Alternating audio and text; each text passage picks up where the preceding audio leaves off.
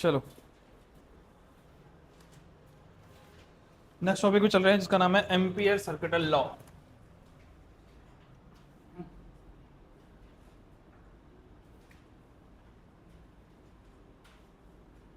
Ampere circuital law, और इसको हम करेंगे किससे कनेक्ट करके? Gauss law. किससे कनेक्ट करके करेंगे हम?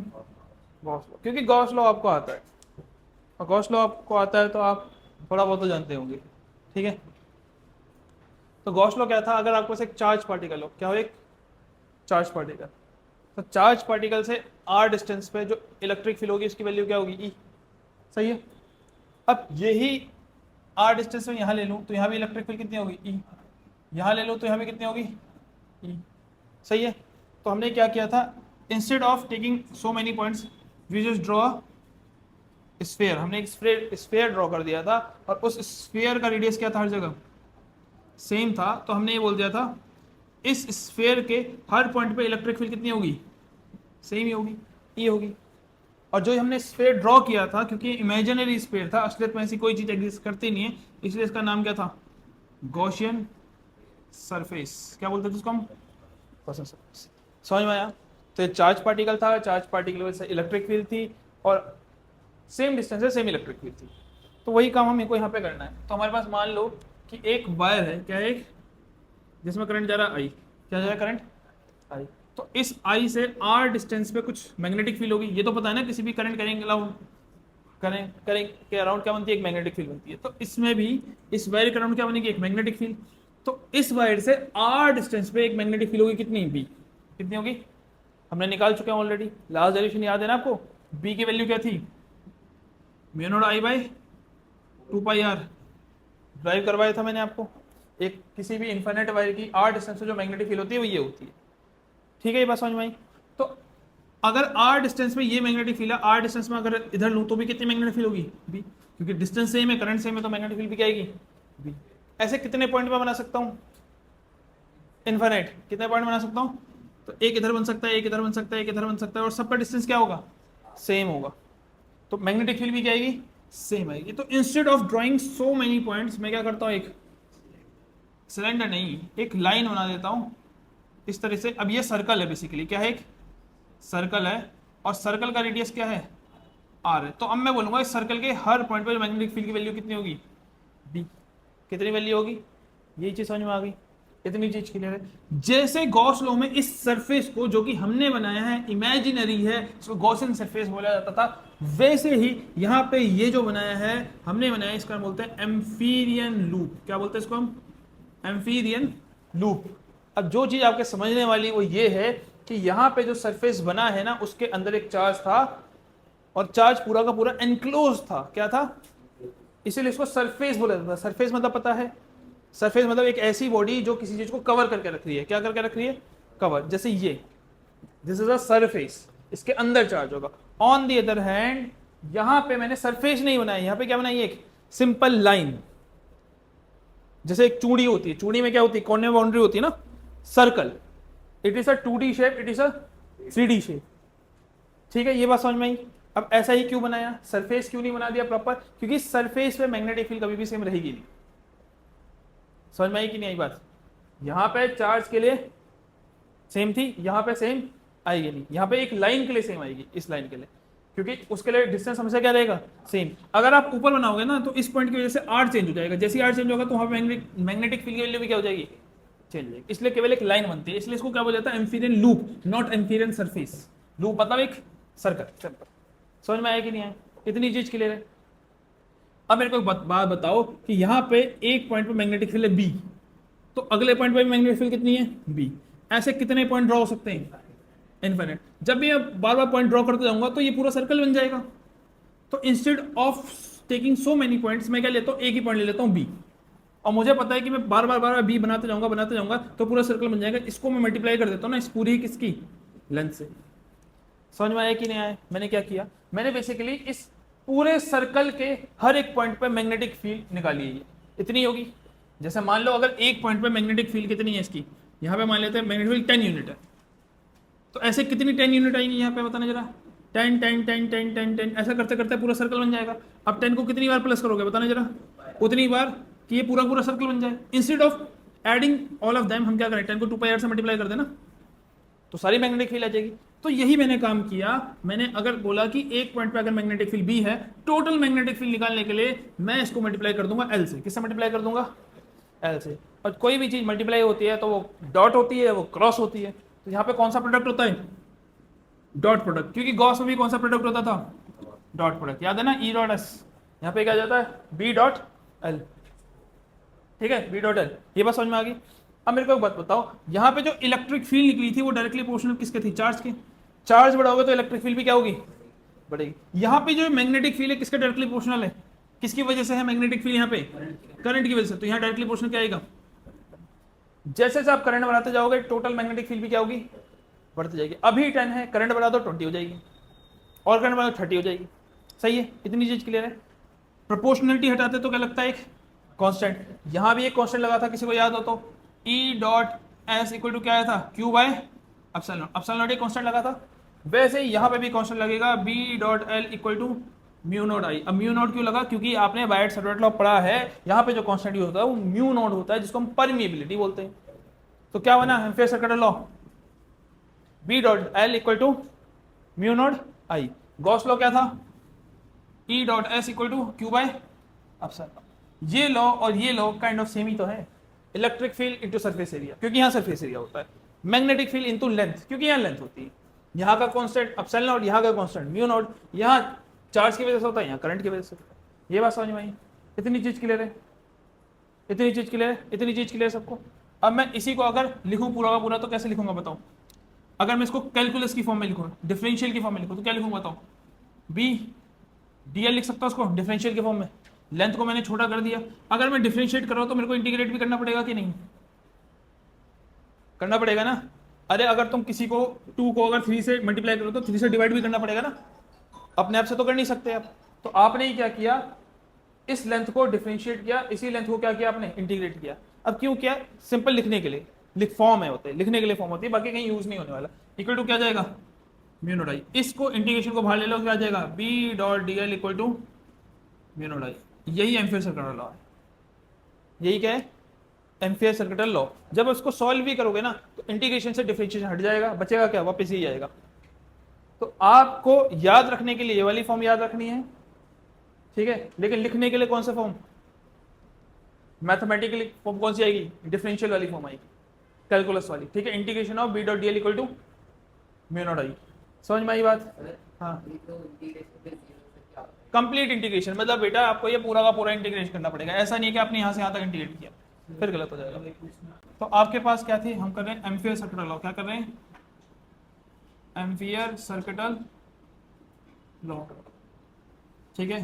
तो एक वायर थी जिसमें करंट था आई, और इसमें हमने एक बनाया था एम्पियर सर्किट लूप, ठीक है। इसमें से कुछ करंट आई जा रहा था, और किसी पॉइंट पे मैग्नेटिक फील्ड थी बी, और उसी पॉइंट पे छोटी सी लेंथ हमने ले ली थी क्या, जिसको बोलते थे डीएल, ठीक है। तो एम्पियर सर्किट लॉ था क्या? Integration of B dot D L equal to mu naught I, मतलब total magnetic field mu naught I के बराबर होगा। अब इसको इंग्लिश में कैसे बोलते हैं? ये जो आपने खींची इसे लाइन, तो इसको बोलते हैं the line integral. Line integral मतलब समझ में आया? बेसिकली ये लाइन के सारे पॉइंट को जोड़ दो। लाइन इंटीग्रल ऑफ किसका? किसके पॉइंट से सारे के सारे? Magnetic field. The line integral of magnetic field मतलब सारी मैग्नेटिक फील्ड को जोड़ दो जो इस लाइन में है, वो किसके डायरेक्टली प्रोपोर्शनल होंगे? करंट के। इस डायरेक्टली प्रोपोर्शनल, ठीक है, to the current passing through the wire inside the loop, ठीक है। यहाँ पे मैंने जो डेफिनेशन ली है वैसे रफली लिख ली है, पेपर में आपको प्रॉपर्ली वो लिखनी है जो यहाँ नोट्स में लिखी है। The line integral of the magnetic field around any close circuit is equal to mu naught times the total current passing through it. ठीक है, आप बोल रहे हैं कि जो line integral of magnetic field होती है किसके टाइम्स होती है? Mu naught times, mu naught से मल्टीप्लाई करते हैं ना करंट को, is equal to mu naught times the current flowing through it. ठीक है, इसको मैं एक काम करता हूँ वैसे लिख देता हूँ।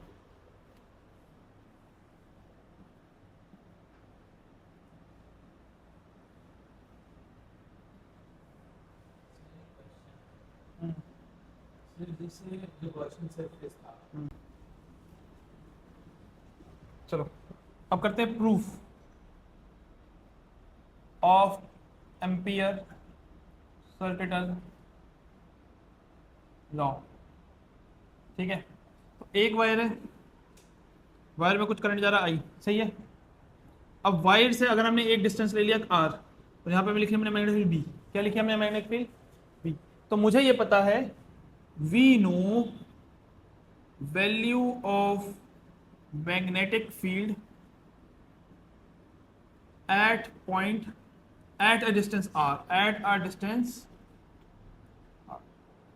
ठीक है, आर डिस्टेंस पे जो मैग्नेटिक फील्ड होती है उसका फॉर्मूला क्या होता है, म्यू नॉट आई अपॉन में 2 पाई आर। कर रखी है हमने डेरिवेशन, यही आता है। किसी भी वायर से आर डिस्टेंस पे जो मैग्नेटिक फील्ड होती है यही होती है। अब एम्पियर सर्किट लॉ है क्या, एम्पियर सर्किट लॉ ये बोलता है कि B dot D L equal to mu naught I, यही बोलता है। मान लेते हैं कि फिलहाल मेरे को ये नहीं पता, इसको मेरे को प्रूफ करना है। मैं केवल लेफ्ट हैंड साइड को सॉल्व करूंगा। किसको सॉल्व करूंगा, केवल लेफ्ट हैंड साइड को। तो लेफ्ट हैंड साइड क्या है, बी डॉट डी एल, यही है। ठीक है, अब एक बात बताना, डीएल किसका, किसका डीएल लिया था हमने, जो हमने लूप बनाया था। तो यहां पे क्या बनेगा, एक लूप बनेगा ताकि हर पॉइंट में मैग्नेटिक फील्ड क्या रहे, सेम रहे। अब इसी का कोई एक लेंथ एलिमेंट ले लो, इसको क्या बोलोगे आप, डीएल, यही बोलोगे। सही है, अब इसको सॉल्व करो, क्या आएगा बताना जरा। इंटीग्रेशन ऑफ बी, बी की जगह क्या आएगा, चलो इसको बी लिख दो, डीएल की जगह। अच्छा इसको भी काम करो, इंटीग्रेशन डिफरेंशिएट काट दो तो क्या आएगा बताना जरा, बी एल, ये आएगा। मैग्नेटिक फील्ड की वैल्यू क्या है, म्यू नॉट आई अपॉन में 2 पाई आर, सही है। अब एल किसकी, इसी की लेंथ, तो एल की जगह क्या आएगा, लेंथ ऑफ सर्कल, या फिर एम्पियर लूप जो भी था वो सर्कल की फॉर्म में ही था। तो क्या आएगा बताना जरा, म्यू नॉट आई अपॉन में 2 पाई आर, और मल्टीप्लाई में लेंथ ऑफ सर्कल भी क्या होगा 2 पाई आर, 2 पाई से 2 पाई कट गया तो बचा क्या। तो सॉल्व मैंने ये किया, आया मेरा ये गया, इसका मतलब ये इसके बराबर है। ठीक है, समझ में आई बात। प्रूफ करने के लिए बहुत ही रेयर चांस है कि आता है, बस आपको ये पता होना चाहिए कि B dot D L equal to mu naught I होता है। अब हमको एम्पियर सर्किट लॉ की हेल्प से क्या फाइंड करना है, magnetic field inside a solenoid. क्या फाइंड करना है हमको, magnetic field inside a solenoid, ये फाइंड करना आपको। किसकी हेल्प से, बाय एम्पियर सर्किटल लॉ। ठीक है, इसकी हेल्प से। ठीक है, ये चीज क्लियर है। सॉलिनॉइड क्या होता है सबको पता होगा, बेसिकली इस तरह की वायर होती है एक, जिसको एक बैटरी से कनेक्ट किया जाता है। इससे जब करंट पास करता है तो इसका राउंड क्या बनती है, क्या बनती है बताओ, मैग्नेटिक फील्ड सबने बनाई है ना, ऐसे करके ऐसे करके मैग्नेटिक फील्ड बनती थी, याद है सबको, 10th में बनाई होगी आपने।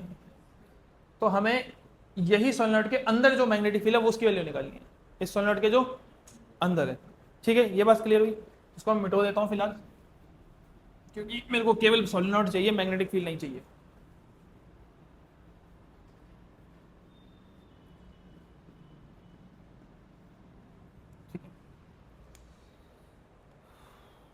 ठीक है, तो इसके सेंटर से मान लो एक मैग्नेटिक फील्ड ऐसे जा रही है, ठीक है, और मेरे को इसी पॉइंट पे ये जो मैग्नेटिक फील्ड है ये निकालनी है बी।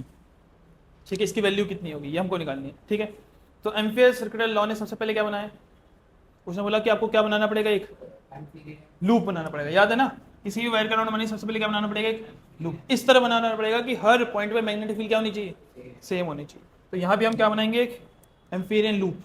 अब देखो ध्यान से कैसे बनाएंगे हम,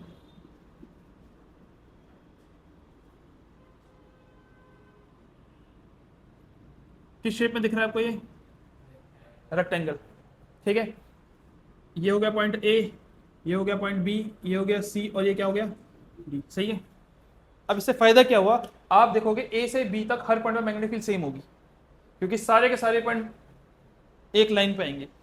और आपको मैग्नेटिक फील्ड की अगर प्रॉपर्टी पता है तो सोलेनॉइड के अंदर मैग्नेटिक फील्ड यूनिफॉर्म रहती है, मतलब वो कभी चेंज नहीं होती। कहाँ पे चेंज होती है, बाहर चेंज होती है। तो हर पॉइंट में मैग्नेटिक फील्ड क्या होगी, ए से बी तक सेम। ये बात क्लियर हो गई। बी से सी क्या होगा, सी से डी क्या होगा, अभी आपको पता चल जाएगा। ठीक है, तो अब मैं क्या लगा सकता हूँ इसमें, एम्पियर लूप मैंने बना लिया।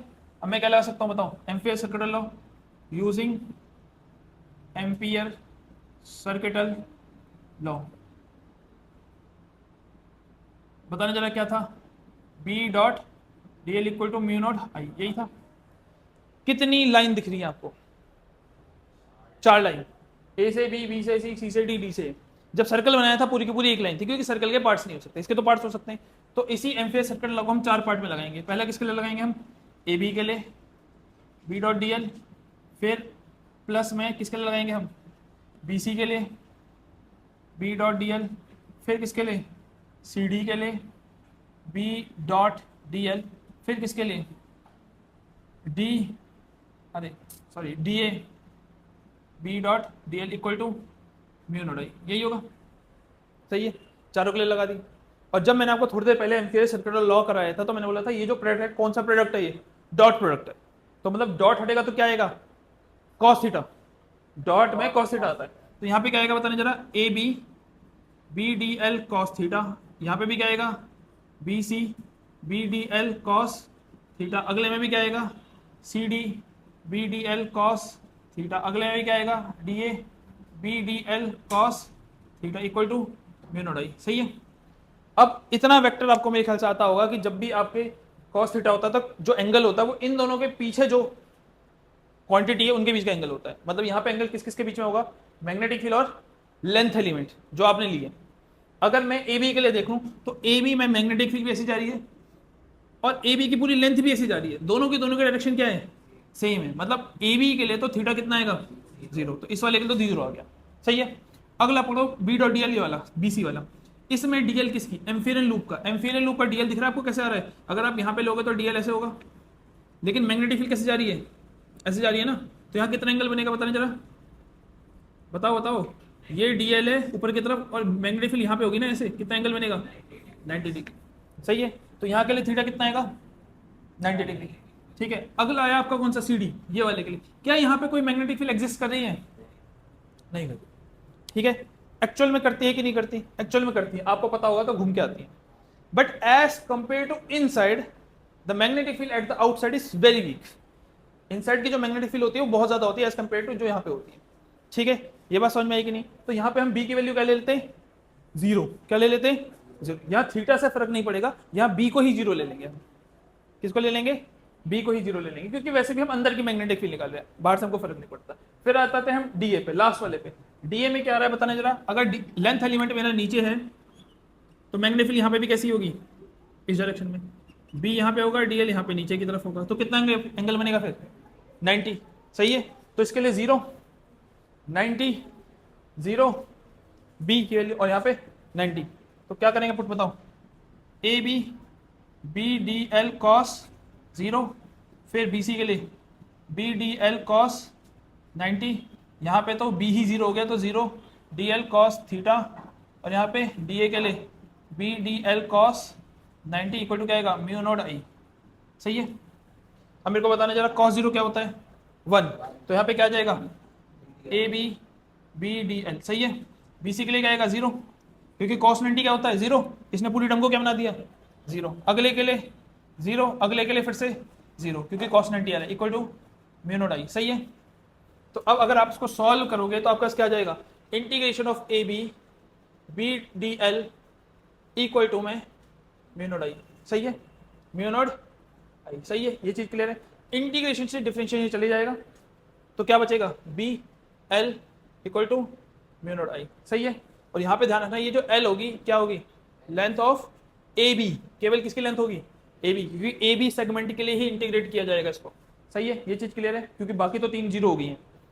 अब एक चीज यहाँ पे वापस हमको देखना, अगर कोई उतार रहा होगा तो आपका गलत हो जाएगा, क्योंकि मैंने जानबूझ के एक गलती कर रखी है, उसको हम यहाँ पे करेक्ट करेंगे। वो ये कि इससे पहले जब मैंने आपको एम्पियर सर्किटल लॉ कराया था, तो एम्पियर सर्किटल लॉ में हमने आपको बताया था कि एक करंट कैरिंग वायर के अराउंड एक जो लूप होता है उसमें जो मैग्नेटिक फील्ड होती है उसका फॉर्मूला है B dot D L equal to mu naught I, यही फॉर्मूला है। व्हाट इफ कि इसी लूप के अंदर एक और वायर है, तो क्या मैग्नेटिक फील्ड बढ़नी ही नहीं चाहिए, मैग्नेटिक फील्ड बढ़ेगी या घटेगी, बढ़ेगी ना, 2 करंट कैरिंग वायर होगी तो मैग्नेटिक फील्ड तो एड अप हो जाएगी। तो यहाँ पे क्या आई आना चाहिए, नहीं, यहाँ पे क्या आना चाहिए, 2i, क्योंकि अब 2 करंट कैरिंग वायर है इसके अंदर, अगर 3 होंगी तो 3i, n होंगी तो ni। तो इसका मतलब जो भी आप एम्फीरियन लूप लेते हैं उसके अंदर जितनी भी वायर होती हैं वो सारी वायर आपको काउंट करनी पड़ेगी और आई के आगे वो लिखना पड़ेगा। ये बात क्लियर हुई। अब यहां पे आप यही चीज देखो कि ये जो आपने एम्फीरियन लूप लिया है इसके अंदर 1 वायर, 2 वायर, 3 वायर, तो इसके अंदर ही आ रही है करेक्टली, आ रही है कि नहीं आ रही। अब किसी ने अगर थोड़ा सा लूप बड़ा बना दिया होता तो ये भी इसके अंदर आ जाता, तो वो तो हर स्टूडेंट का अलग लगाएगा। तो मुझे नहीं पता कि एक्चुअली में इस लूप के अंदर कितने करंट कैरिंग वायर आएंगे, लेकिन कुछ तो आएंगी, तो उसको हम क्या बोल देंगे, एन। क्या बोल देंगे, एन। तो बेसिकली यहाँ पे जो मैंने आई लिखा था ये मैंने गलत लिखा था, इसकी जगह क्या लिखना चाहिए था मेरे को, एन आई। क्या लिखना चाहिए था, एन आई। और एन यहाँ पे क्या होगा, number of turns inside the loop. Loop के अंदर जो है वो नंबर, उसको हम करके लेना पड़ेगा। तो जहां पे भी आई लिखा है उस सबकी जगह क्या जाएगा आपका, एन आई, एन आई। अरे ये जो आपने एम्पीरियन लूप लिया है इसके अंदर ये जो गोल गोल घूम रहे हैं, तो इन सारे कनेक्ट एलिमेंट को करना पड़ेगा, तभी तो ये मैग्नेटिक फील्ड बड़ी होगी, घटी होगी। ठीक है, तो यहाँ पे भी क्या आएगा, एन आई। यहाँ पे भी क्या जाएगा, एन आई। यहाँ पे क्या जाएगा, एन आई। ये बात समझ में आ गई, इतनी चीज क्लियर है, इतनी चीज क्लियर है ना। ठीक है, आगे चले, आगे चले। अब चलो, ये जो कैपिटल एन है क्या ये कांस्टेंट क्वांटिटी है, बताओ। ये जो कैपिटल एन है क्या ये कांस्टेंट क्वांटिटी है, नहीं। एन की वैल्यू हर किसी के लिए अलग लगाएगी। क्यों आएगी, अगर आपने छोटा लूप लिया है तो मे बी एक ही टर्न आ रहा हो, थोड़ा बड़ा ले लिया हो तो 2 टर्न आ रहे हो। तो यहाँ पे एन एक कांस्टेंट है या वेरिएबल है, वेरिएबल है। इसकी वैल्यू तो कंटिन्यूसली क्या होती रहेगी। और जब भी फिजिक्स में ऐसी प्रॉब्लम आती है तो हम क्या करते हैं, क्या करते हैं बताओ, हैं नहीं, जब भी चीजें चेंज हो रही होती है तो हम डेंसिटी का इस्तेमाल करते हैं। क्या करते हैं, डेंसिटी मतलब पता है, हम पर यूनिट लेते हैं। क्या ले लेते हैं, देखो मैं आपको बताता हूं, जो कैपिटल एन है वो तो चेंज हो जाएगा, लेकिन अगर मैं एक ऐसा एन डिसाइड करूं जो केवल 1 सेंटीमीटर के अंदर आए, कि 1 सेंटीमीटर के अंदर जितने नंबर ऑफ टर्न्स होंगे उतने ही लेने पड़ेंगे, तो चाहे आपने बड़ा लूप लिया हो चाहे आपने छोटा लूप लिया होगा, नंबर ऑफ टर्न्स कौन से काउंट होंगे, 1 सेंटीमीटर के अंदर। अब 1 सेंटीमीटर मतलब कितना हो गया पता है ना, ये इतना, इसके अंदर एक ही लूप आ रहा है। तो अब ये तो कांस्टेंट हो गया ना, क्योंकि अब मैं आपको बोल रहा हूं कि आपको टोटल नंबर ऑफ टर्न्स नहीं लेने, आपको कौन से नंबर ऑफ टर्न्स लेने जो किसमें आए, 1 सेंटीमीटर। इसीलिए हम यहां पे एक छोटा एन को डिफाइन करते हैं, लेट स्मॉल एन क्या है बताओ, number of turns per unit length. क्या है ये, पर यूनिट लेंथ। इसका मतलब छोटा एन क्या है, छोटा एन बोल रहा है कि मैं सारे नंबर ऑफ टर्न्स नहीं हूं, मैं वो टर्न्स हूं जो किसमें आ रहे हैं, 1 यूनिट लेंथ में आ रहे हैं। 1 यूनिट लेंथ मतलब किसमें, 1 सेंटीमीटर आ रहे हैं। इसको हम अगर मैथमेटिकली लिखेंगे तो कैसे लिखेंगे, एन बाई एल, ऐसे लिखेंगे, लिखेंगे कि नहीं लिखेंगे। इसको मैं जस्टिफाई भी कर देता हूं। मान लो उस सॉलिनॉइड में टोटल 10 टन है, कितने टन है, 10 टन है, और उसकी पूरी की शुरुआत से लेके आखिरी तक जो लेंथ है मान लो 2 मीटर है, कितनी है, 2 मीटर। सही है, सही है कि नहीं सही है, या फिर 2 सेंटीमीटर मान लो, 2 सेंटीमीटर। ठीक है, तो अगर मैं इसको डिवाइड करूं, इसको मैं क्या कर दूं, डिवाइड, तो 2 फायदा क्या आएगा, तो मतलब 1 सेंटीमीटर में कितने टन होंगे, 5 टन होंगे। अब बच्चा कोई सा भी लूप ले, 1 सेंटीमीटर में हमेशा कितने टन होंगे, तो इसीलिए मैंने डिवाइड किया। जैसे ही हम डिवाइड करते हैं तो डिनोमिनेटर ऑटोमेटिकली क्या हो जाता है, 1। तो मेरे को 1 सेंटीमीटर के नंबर ऑफ टन्स पता चल जाएंगे। सही है, अब यहां पे मैं कैपिटल एन की वैल्यू निकालूंगा तो क्या आएगा, एन एल। सही है, इस कैपिटल एन की वैल्यू को मैं क्या कर सकता हूं, इस इक्वेशन में पुट कर सकता हूं। तो जैसे ही मैं पुट करूंगा तो आपके पास क्या आ जाएगा बताने जरा, बी एल इक्वल टू, उसको पुट करें, हाँ putting it, B L equal to क्या जाएगा, म्यू नॉट एन की जगह क्या जाएगा, छोटा एन एल और आई, यही आएगा। एल से एल कट जाएगा तो बी की वैल्यू क्या जाएगी, म्यू नॉट एन आई। यही मैग्नेटिक फील्ड होती है किसके अंदर, सोलेनॉइड के अंदर। अगर आप देखो तो बहुत इजी है, म्यू नॉट की वैल्यू मेरे को पता है, एन है number of turns per unit length, जो कि कांस्टेंट होगा किसी के लिए, आई होगा करंट। ठीक है, समझ में आया। थोड़ा सा ज्यादा आपको हेक्टिक लग रहा होगा, बट क्या करें, कुछ कुछ चीजें पहली बार पढ़ रहे होगे आप। ठीक है, इसको उतार लो आप।